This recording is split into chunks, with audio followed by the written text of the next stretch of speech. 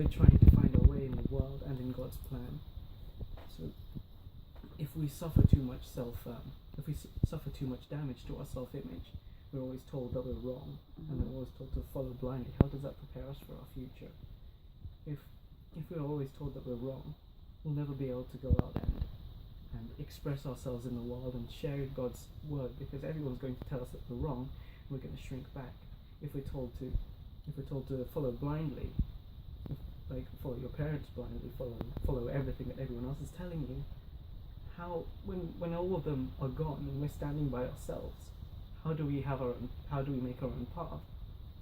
Because the youth are in the middle of two very important stages of your life, when you're independent and you have your own volition.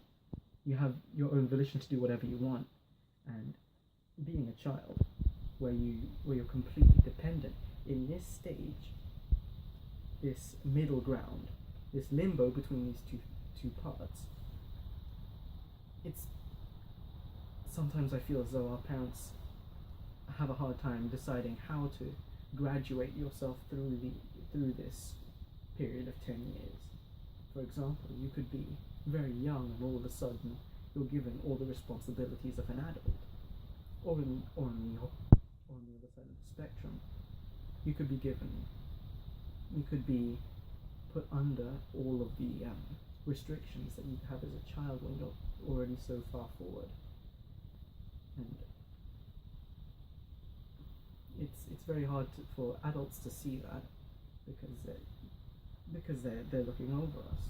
But what I want the youth to be is a mediator between the adults and the youth, so that we can all share our own experiences of this inequality and how to treat it, and we can use each other to strengthen ourselves and to find out who we are in God's plan. And I know that many people share the same views as me. We can feel as though we're so old now, and we've already experienced quite a lot, that we deserve less restrictions or more responsibilities, and vice versa. And it's very hard to talk to your parents about that, talk to the people of the church, because they're older and more intimidating. So I want the youth to be the buffer between that, so that any youth who comes in, they don't have to feel intimidated. They don't have to sit and watch the older people give them Bible verses in a way that they can't fight back.